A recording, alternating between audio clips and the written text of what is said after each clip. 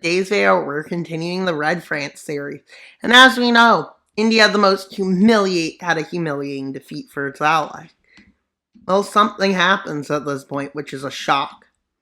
A war breaks out and China rebels rise up. They call themselves democratic fighters, basically. And well, they quickly take ground in China. Quickly, the more pockets of resistance opens up in the south. Quickly, it goes from just a few protests to a complete civil war. You may say that's a bit of a quick upgrade, but quickly they manage to seize all of Taiwan and their spearheads start connecting. Until they end up with control over that. This is where the Civil War completely begins, with the revolt gaining land. So let's see how the Civil War is getting worse. Why worse? Well, not long after, this island is captured by the rebels. So after a humiliating defeat, the collapse of this alliance is basically inevitable. It went from possible to inevitable, with the alliance getting worse. With everybody from the Blue Alliance, now Purple Alliance, joining in to help their allies. But why would you want to do that? And then India's forces arriving, and everybody's forces to try and stop this rebellion. But quickly it starts moving. And the situation for the Blues are getting worse. With the democratic push gaining value. And well, as you can see, this is how much they've captured. With the amount of forces each nation sent, allowing a minor pushback. But as you can see, it's not really a success, with failures being not that great. And well, if you're failing to that small of a rebellion, well, they managed to make an encirclement. Them capturing the south as they try moving inland a bit more, with a lot of forces arriving from the enemies of this rebellion. A quick capture of lands looks like this, followed by India's counteroffensive. But one problem. Forgot about one country. With a new country entering the war, but not on the side of the, well, communists. They move in to seize this area, which is East Turkestan, or that's what they're calling it, or, well, Xinjiang. Well, they move in fast. And they also start moving into Afghanistan. India is really weakening since that war, and its motivation of its army is even lower than it was, as people are becoming demoralized. With a push into the desert going to take a while.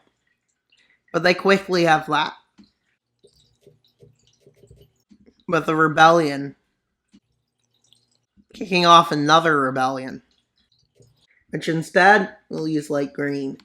As a light green, rebellion is for Japan to change ideologies, but still a dictatorship, just not the same kind of communism. More like a totalitarian, but not really the same. It's totalitarian, basically.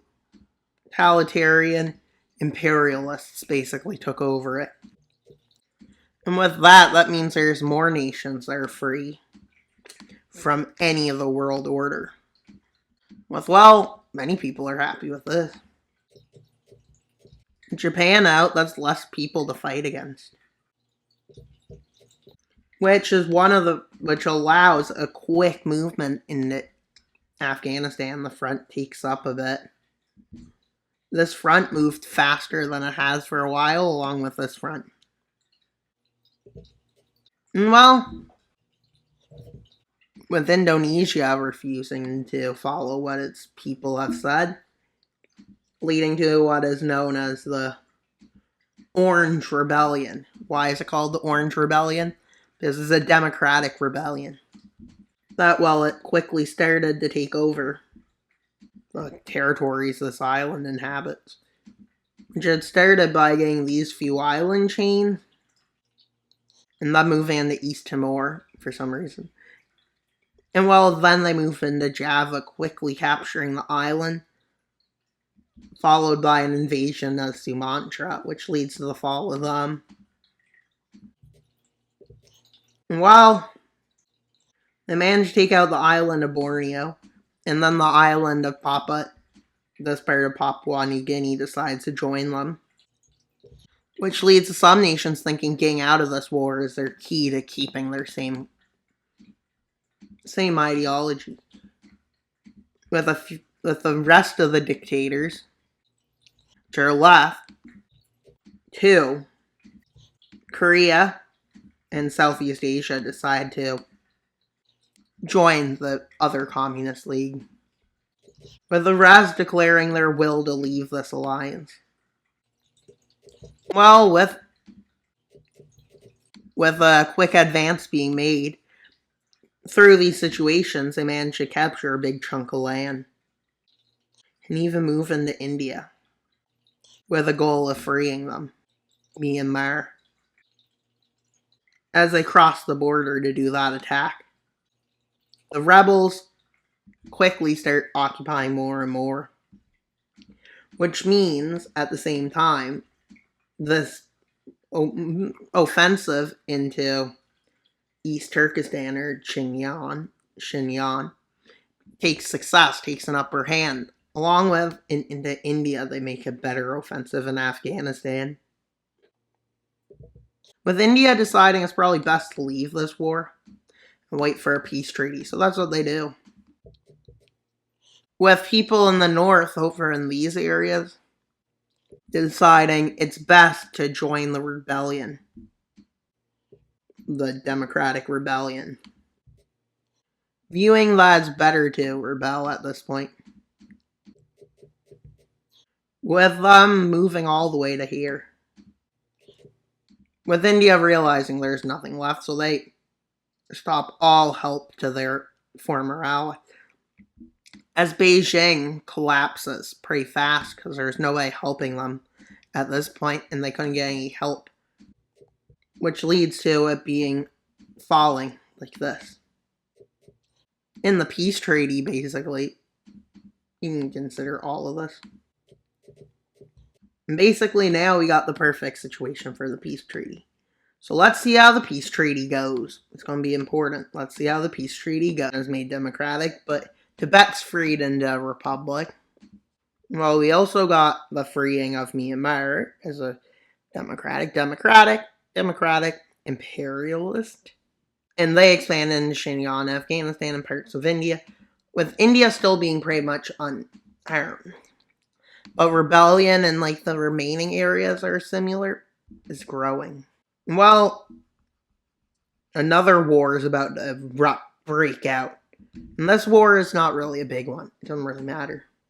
With them deciding to expand into Yemen, with their ideas to conquer the whole world, literally. But one day they probably will fail. It's honestly a matter of time, maybe. Them managing to push in to the south, leading to the formation of their empire. The empire, they call it. This is the biggest empire on the earth at this point, probably. Well, not the biggest, but soon will be. That's its goal. To conquer the whole world. Let's see how that holds up. They control almost all the Muslim lands at that point, so they're probably trying to control it all. But as you can see, there's two alliances in this world. This world is split in two, so let's see what happens.